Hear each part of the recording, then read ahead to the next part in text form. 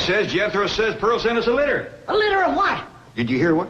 No, but I bet you it's kitten. Kittens. Pearl's always trying to give away kittens. Well, there y'all are. Where's the kittens, Jethro? What kitten? Didn't your ma send us some kittens? Just a minute. No, just a letter. Jethro, how could you think that kittens would... Well, come on, sit down. Let's hear what Pearl's got to say.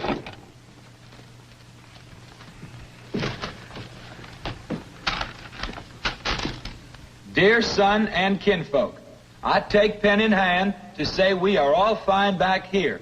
How are you all out there? Just fine, Pearl. That's right. Jethro, I hope you are making good marks in school out there. Ma thinks I'm going to school. Are you in the 5th grade like you would be here? Doggy, Jethro, I clean forgot about putting you in school. We're going to have to get you started today. Can I go too? Well, now, I think Miss Hathaway's got plans to put you in some girls' school. Can I go too? Jethro, I just said it was a girls' school. That's why I want to go. I like girls. I don't. Let's get finished with the letter. After that, we'll take care of school. Your sister Jethrine had a narrow escape. A city dude tried to take advantage of her. What does that mean, Paul? Well, that's, well, Granny will explain that to you later. Tell us more about the city dude, Jethro. His name is Jasper Jasper, he. That's a funny name. Oh, there's a dot in there. His name is Jasper. He wears patent leather shoes and spats on them. Don't sound too neat, does he? He seen your sister at the cabin when I went there to keep an eye on it for Cousin Jed. I know what Pearl went there to keep an eye on. Mr. Brewster. Well, now, Granny, Pearl's a widow woman. She got a right to look. I ain't knocking it. I got my eyes open myself. At first, I thought the city dude worked for Mr. Brewster, so I drove back out to the cabin to give him a piece of my mind. I could put a bug in that Mr. Brewster's ear.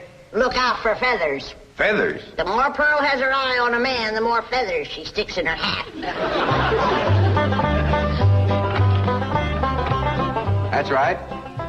3 and 8 came in flowing 2,000 barrels a day. And it looks like the new strike's going to be even better. There's no doubt about it. This is one of the richest pools we've ever hit. Yep, everything from here is good news.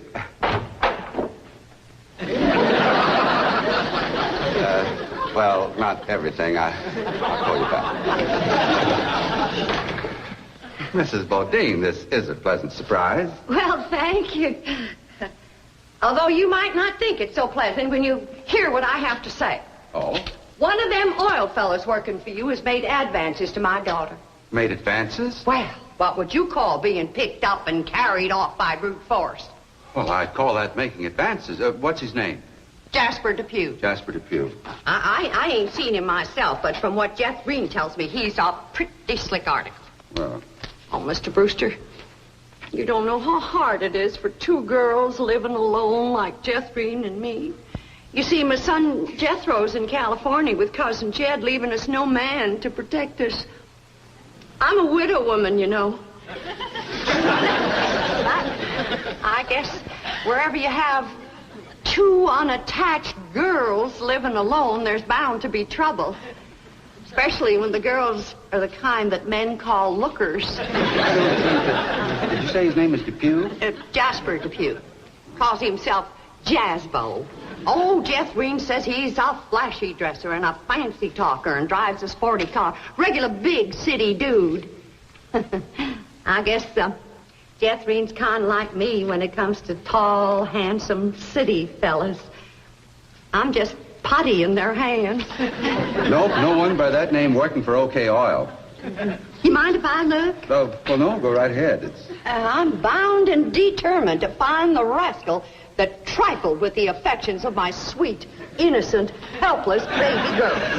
Ma! Jethrine, I thought I told you to stay in the buggy. I seen Jasper Depew coming. Here? Yes'm. Oh, well, thank goodness we got Mr. Brewster to protect us. Oh, there he is.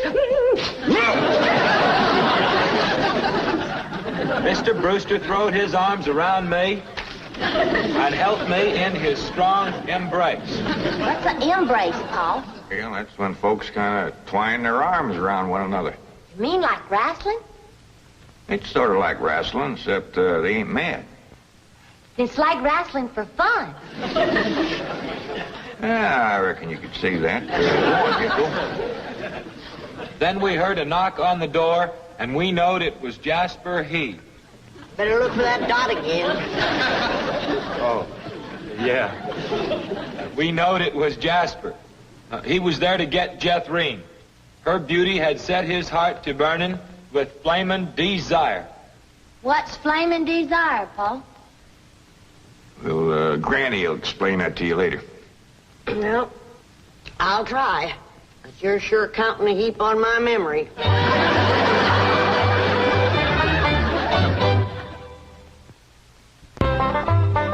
Read on with your Ma's letter there, Jethro. Yeah, it's getting good. One city fella's got his arms around Aunt Pearl, and another's waiting at the door to grab Cousin Jethrine. My only thought was to save my daughter, so I tore loose from Mr. Brewster's embrace. I saw Jethrine heading for the door, so I quick throwed myself betwixt my child and danger. Sweet innocent Jethrine, not knowing better, let that rascal in. He went right to sweet-talking in a voice smoother than fresh churned butter. Hello again, you great, big, beautiful lump of sugar. I brought you something all the way from Eureka Springs. Genuine orchids growed in a hothouse. And this lovely young girl must be your sister. I'm her ma. No. Yeah. Well, for Jethrine's beautiful mother, a little gift of genuine French imported perfume all the way from Paris, France. Oh, well, you hadn't ordered. Oh, my goodness. Genuine Paris French perfume. Look at that French writing on there. That says, "Ah, d'amour." That means, oh, love. Ain't he a sport, Ma? And for Jethrine's handsome father, a genuine cigarette case. Silver.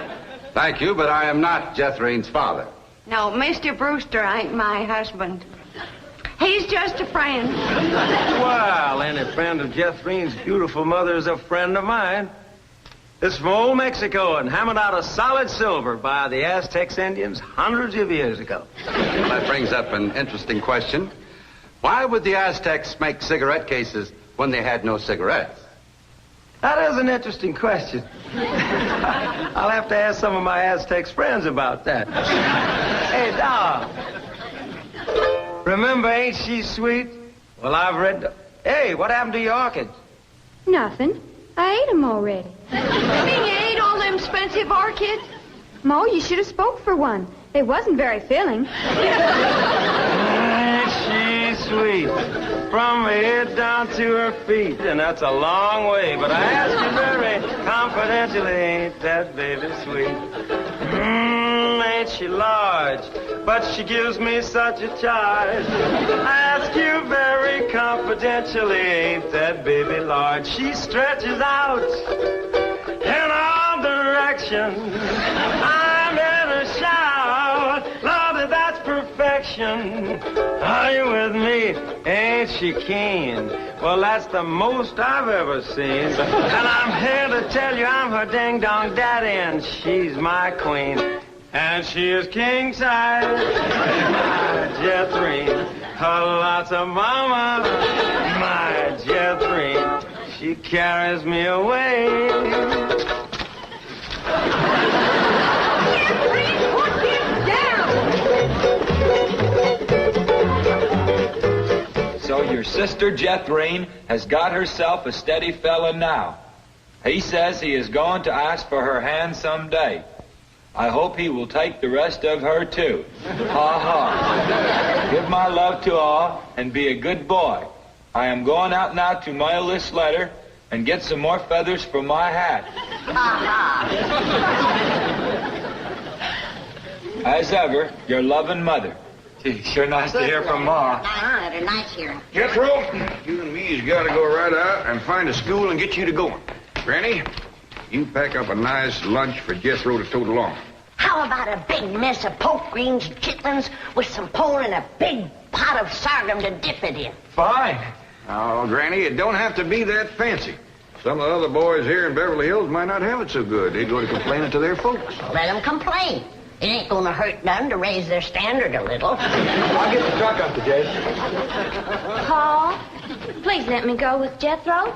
I can help him fight if the big kids in the 5th grade goes to picking on him. I know for sure that Miss Hathaway's got other plans for your schooling. But with Jethro gone, I won't have nobody to play with. Oh, yes, you will. I just remembered something. Mr. Drysdale's stepson is coming home for Thanksgiving.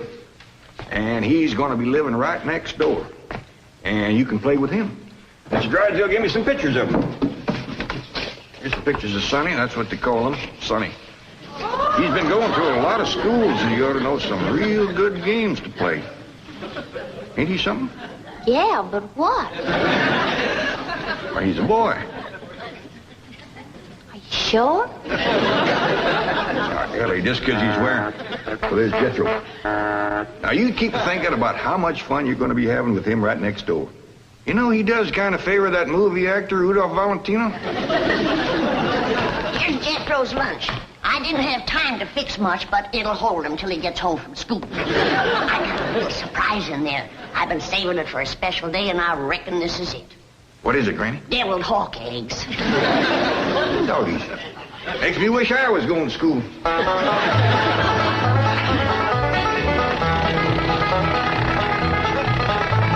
School, all right. Millicent, Schuyler, and Potts. I reckon them 3 is the teachers. 3 teachers. Must be awful big school. I'll say. Well, let's go in there and get you started.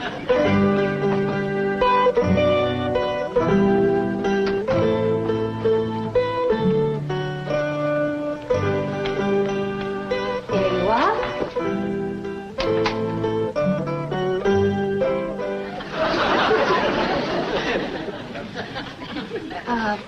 May I help you? Well, reckon maybe you can. Diana, someone has parked a most disreputable-looking vehicle outside my window. Perhaps it was these gentlemen. Oh?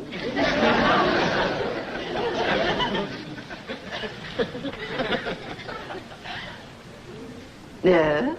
What is it you wish? Well, I'd like to get my nephew started into school. Here? Yeah, here's all right if you got room for a desk and his lunch basket. My dear man, this is a most exclusive private school. The tuition is quite expensive. Well beyond your means, I'm sure. Does that mean it costs a lot of money? That is precisely what it means. Well, I can pay you if it ain't over $25 million. 25 million? Yes, ma'am, that's all I got. Dollars? Yes, ma'am. In cash. Yes, ma'am. This is obviously a practical joke perpetrated by one of my envious competitors. What is your name? Jed Clampett, ma'am, and this here's... And you expect me to believe that you have $25 million? Well, no, not on me, ma'am, but my neighbor, Mr. Drysdale, he's keeping it in his bank for me.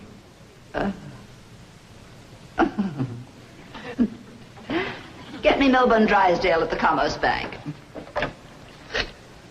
You see, it just so happens that Mr. Drysdale holds the mortgage on this school, so we are very well acquainted. Hello. I'd like to speak with Now, if you wish to admit that this is a hoax and be on your way, we will forget the entire incident. Otherwise, you may be liable to some sort of action for invasion of private property and impersonating a millionaire. Mr. Drysdale is coming on the line now. Thank you. This is your last chance, Mr. Clampett. My next call will be to the police. Very well. Mr. Drysdale, Millicent Schuyler Potts here. Come in, come in, come in, come in. Thank you, ma'am. Diana, tea for these gentlemen. Croppett? Oh, no, ma'am, Clampett. Diana, use the Spode tea set. Well, sit down, sit down, sit down, sit down. There's just the 2 of us. Ellie Mae and Granny didn't come. Well, do make yourselves comfortable. Mr. Drysdale's exact words to me were, Oh, well, never mind his exact words. Apparently he values your friendship greatly, and Mr. Drysdale is a very important mortgage. And then... now then, shall we talk about your youngster who's entering our 5th grade? What is his name? Jethro Bodine. Bodine? Jethro? No, ma'am. Jethro Bodine. We always put the last name first. Now, male, of course. Yes, ma'am. Just got a letter this morning. Date of birth? December the 4th. Year? No, ma'am. Back home. We only been here a few weeks. Perhaps you should answer the questions for our vital statistics. Now, we need to know the complete birth date, which in turn gives us the exact age. Now, we have December 4th, and judging from the fact that your nephew is entering the 5th grade, I would surmise that the year is, 51 or 52. Am I correct? Oh, Jethro ain't near that old. And in the 5th grade? Why, that's wonderful. Well, perhaps we have a budding genius on our hands. Archie! I'll pour. Oh, Diana, I'd like you to bring me one of our boys' uniforms to show these gentlemen. A 5th grade size. No, on second thought you'd better make it 3rd grade. He's younger than average. Mrs. Parker. We require that all of our students wear identical uniforms. It makes for less friction that way. Otherwise, the boys of millionaires are apt to be taunted by the really rich. I bet you Jethro will look right good in a uniform. He can't wait to be a soldier. Oh, yes, many a young lad is like that. However, our uniforms do not reflect any militaristic design. No, rather, we strive for something gay, attractive, and smart. Oh, there you are. Charming, isn't it? Now, you take this home and have Jethro wear it when he comes to school in the morning.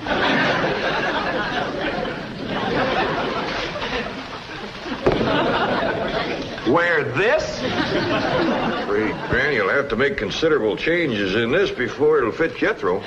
So tiny? Yes, ma'am. And in the 5th grade? Well, the boy must be a genius. Well, you may be very sure that we will bring him out. If he wears this, he'll bust out. Now then, how do you gentlemen like your tea? We don't know, ma'am. We ain't tasted it yet. Oh, you are the fun-loving one, aren't you? Yes, ma'am.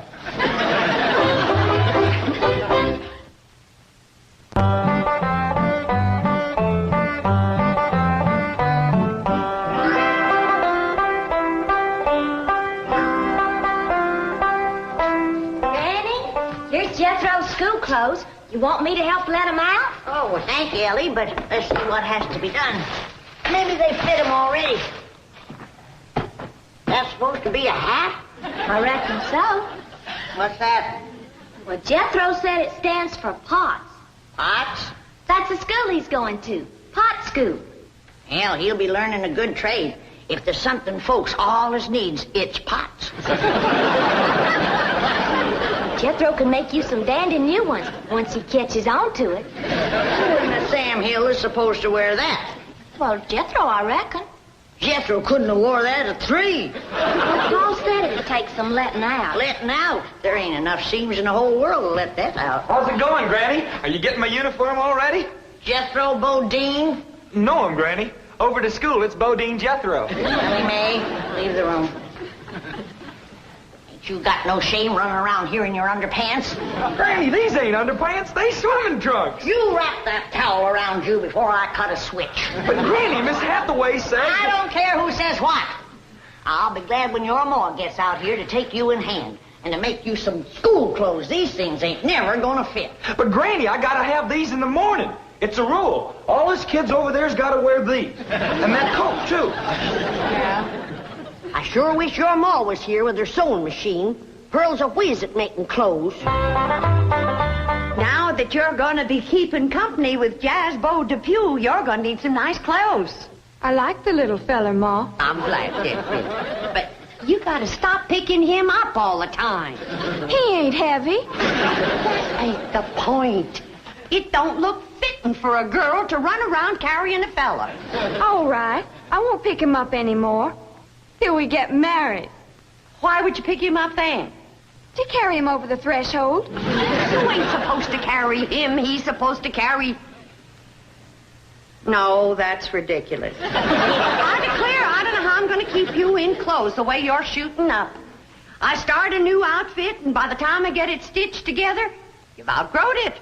My new shoes is already too tight for my feet. Oh, them feet. If they get any bigger, you're going to have to go outside to turn around. My feet ain't as big as Jethro's. Well, of course not. He's a boy. Just think, your brother Jethro's going to school in Beverly Hills, California. Yeah. I'm homesick for to see him, Ma. Me too, Jethrine. I'll bet your rich Uncle Jed has Jethro duded up like one of them actors in movie pictures.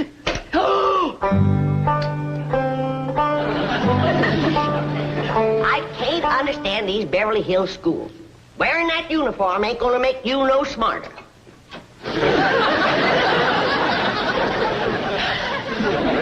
Miss Potts said I had to wear it this morning. And she's the boss teacher.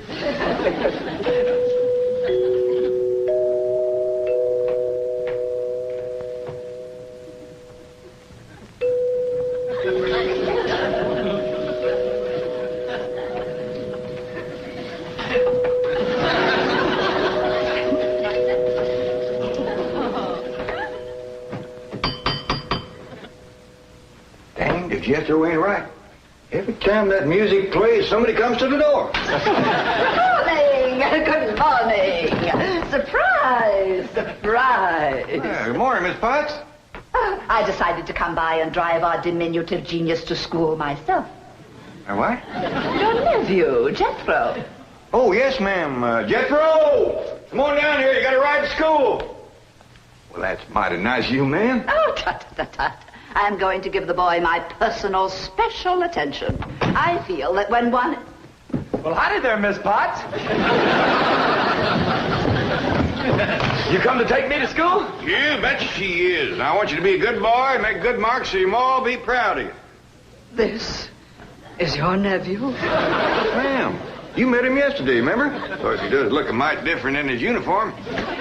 Granny had a time getting it to fit, but she done it. You are in the 5th grade? Oh, yes, ma'am. Just finished 3 years in the 4th. But I can't. It's impossible. Oh, that ain't nothing. He got through the 1st grade in only 2 years. Under no circumstances can I allow this. Well, say, here comes Mr. Drysdale. I reckon he's coming to see Jethro off to school. Come along, Jethro. Tippity hop. This is the way we go to school. This is the way we go to school. Here's Jethro's lunch. Oh, Jethro! You forgot your lunch. Jethro, you share your grits and fat back with Miss Potts today.